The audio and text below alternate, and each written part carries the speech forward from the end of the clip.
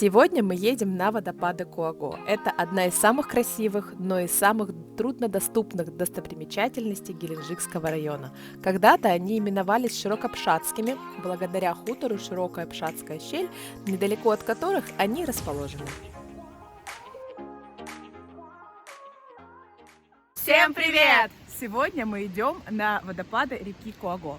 Водопадов реки Куаго на самом деле великое множество, они каскадные, они большие, они разные. Самый высокий водопад, наверное, в 3 часах ходьбы, и это очень-очень красиво, друзья, настоящая дикая природа. Не переключайтесь, будет интересно. Мы въехали в поселок, который называется Широкая Пшатская щель. Вот такой поселочек, маленькие домики. И мы сейчас сквозь него проедем и подъедем к водопадам. Где-то попадаются лужи, где-то сухо, все-таки дожди прошли, поэтому что имеем, то имеем. Небольшой оффроуд. Но наше Рено где только не было. Ой, главное, телефон не за это сам. Хотя... Так, сейчас еще дальше будут лужи и мост. В идеале сюда, конечно, ехать на внедорожнике, либо на каком-нибудь паркетнике. Но у нас Рено Логан, поэтому на море по колено. Кстати говоря, очень много грибников. Осень. Грибы где-то есть, где-то нет. В том году было лучше, потому что были дожди. Вот. Но мы сюда приехали не за грибами, а за впечатлениями. А вот наши лужи. Сюда, конечно же, лучше ехать на высокой машине, либо на внедорожнике, но у нас есть и вездеход Рено.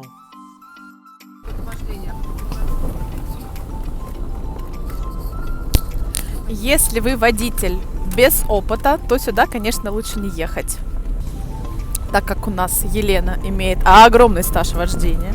Елена. Мы едем спокойно.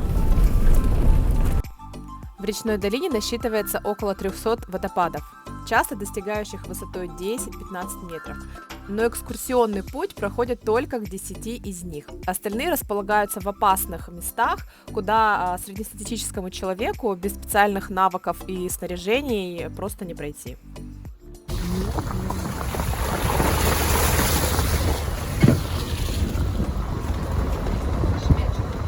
Погружение!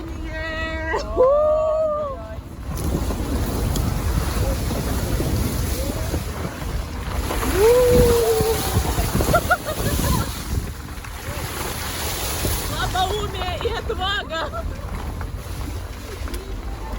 Елена, ну как вам дорога? Все классно, не испытываю вот уверенности в завтрашнем дне. Тут лужа такая крутая. Ну давай, короче, штурманем ее. Тут даже колесо негде поставить. Давай, берем штурмом. Давай, поехали.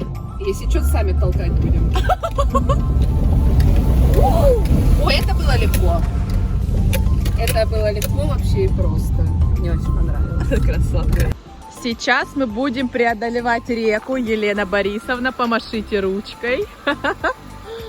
Сейчас я пройду туда и сниму, как это все происходит. Так.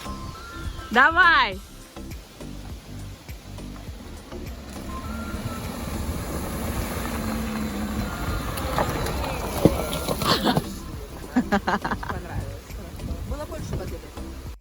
Обязательно оденьте удобную обувь, возьмите коврики и перекус с собой, потому что путь к водопадам не близкий. Перед водопадами есть вот такая, как это, база отдыха или что тут, беседки.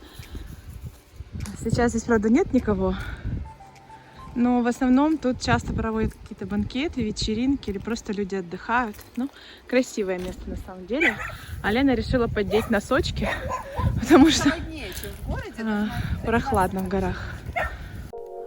Обычный пеший поход вполне подходит взрослому человеку без особой физической подготовки.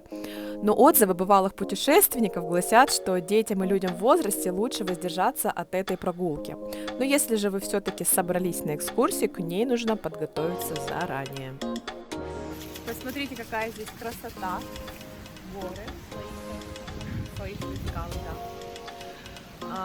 Если вы идете осенью в горы, обязательно одевайтесь потеплее. То есть у меня толстовка на флисе тепленькая, ветровка, и я с собой взяла даже шапку, Ленка тоже взяла. Потому что чем дальше в горы, тем холоднее. Уже в начале пути туристам встречаются небольшие пороги, заводи, озерца с холодной водой, где находится рыба и лягушки.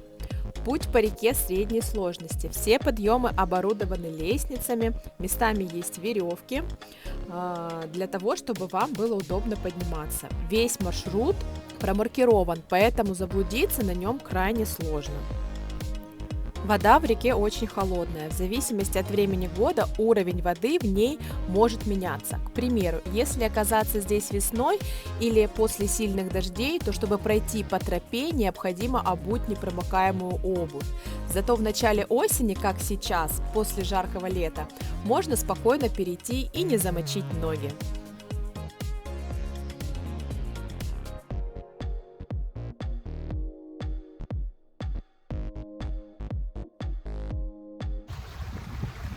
Здесь ветрено. Почему? Потому что ущелье. Но мы взяли шапочку. Взяла шапочку? Да. На протяжении всего маршрута река спадает каскадами, которые завершаются чашами. Собака отъела хвост от ящерицы. Господи! Видишь мое лицо? Табличка гласит: лес не помойка, не оставляйте мусор в лесу. Лена, у тебя есть с собой мусор? Мне кажется, Фрося... Жизнь моя. Жизнь моя, сплошной мусор. Фрося нашла дохлятину и валяется в ней. Все нормально.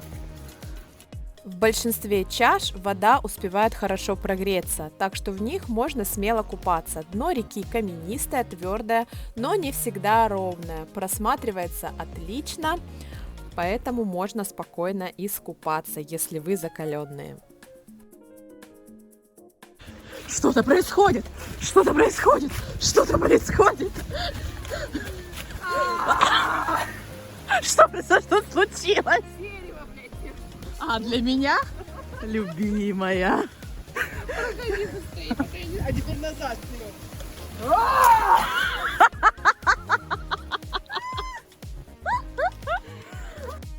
Во время путешествия встречаются небольшие водопады, средний размер которых составляет 1-2 метра. Первый крупный водопад называется Дольменный. После него нужно преодолеть немаленькое расстояние, чтобы увидеть водопады Ленточка, Любимый и Богатырь. Они идут одни за другим. Дождей было мало, поэтому Речка не полноводная, по ней идти легко, воды мало, но нет как бы практически никаких рисков замочить ноги, потому что лето было очень жарко. Кстати говоря, люди, которые были в начале, они одевали резиновые сапоги. У нас их нет, у нас просто кроссовки. Но статусные кроссовки, офигенные, дорогие кроссовки. Санкционочка. Неподалеку от основных водопадов прицеплена табличка «Конец». Именно здесь подходит к концу экскурсия для организационных групп. Выше по руслу реки есть и другие потоки, но к ним не предлагается лестниц или троп. Общая протяженность пешей экскурсии составляет 30 километров. Горная река Куаго, в русле которой расположились водопады, является левым притоком реки Дагуап. Ее исток на склонах хребта. Исток водоема находится на горе Отрез, 711 метров над уровнем моря. Его длина около 14 метров. В военное время речка называлась Широкой, но со временем была переименована в свое современное название, которое в переводе с адыгейского звучит как «закрытое место» или «змейка». А что же вы нашли, Елена Борисовна? Я нашла очень классный большой гриб, посмотри. Это хороший какой-то гриб. Фрося, так вдруг он какой-нибудь ядовитый, она его хочет куснуть. Сам по себе водоем очень извилист и протекает через много закрытых ущелий, из-за чего территория считается малопроходимой и труднодоступной. Смертельный номер. Перенос собачки. Покажи собачку. На следующий ярус. Водопады располагаются возле хутора Широкая Пшатская щель Пшатского сельского округа, который находится на расстоянии 35 километров от Геленджика. При отсутствии пробок такой маршрут занимает около часа. От Новороссийска до достопримечательности 67 километров. На машине их можно проехать за 1 час 45 минут. От Анапы до водопада на машине расстояние составляет примерно 115 километров. Опять переносим собачку. Очень красивые каскадные водопады. Помашите ручкой.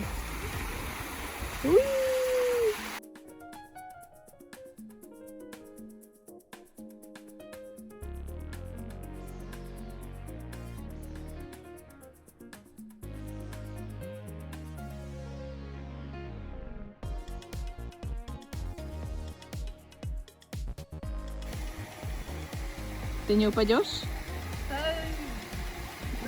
А что ты хочешь? Лена! Не... Блядь. Ты держишься? Чего не сделаешь ради фото?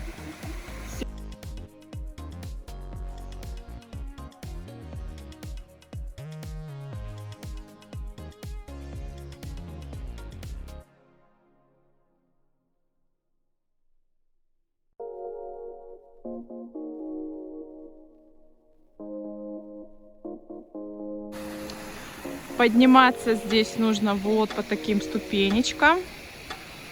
Если вы с животными, их придется взять на ручки. Помашите ручкой. Эй!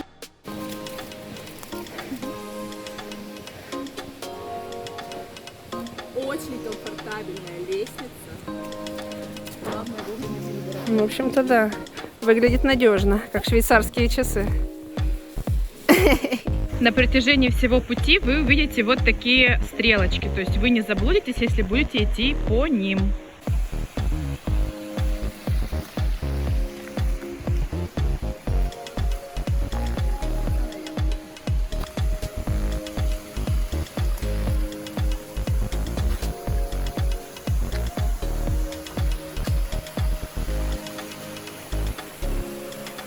Что у нас привал? Сейчас люди будут купаться. Прохладно, конечно. Ну что ж. Ныряй!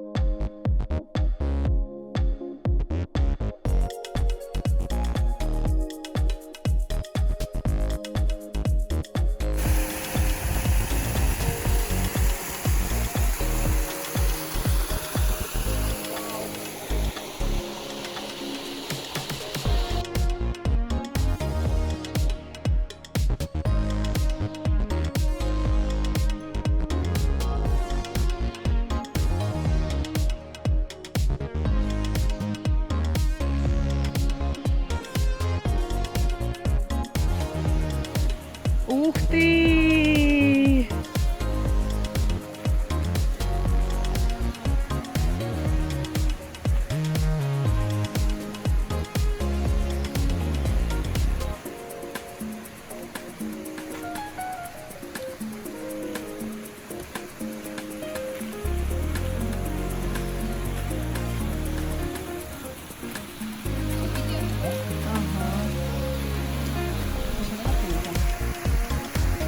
Ну все, вот дальше уже дороги нет.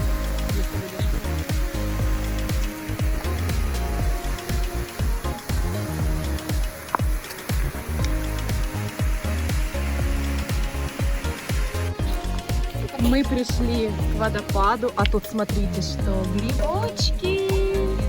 Поганки, очевидно. И этот чисто комнатные папоротники. Так, братья и сестры, что это за грибы? Поганки или опята? Похоже на опята, потому что они из пня растут. Надо заглянуть под шляпку. Заглянуть под шляпку? Звучит очень странно. И вот, смотрите, вообще класс. Слушай. Я просто ага. Он полностью вот отсюда входит. Кадр. Елена Борисовна, конечно же, не удержалась и решила пойти искупаться.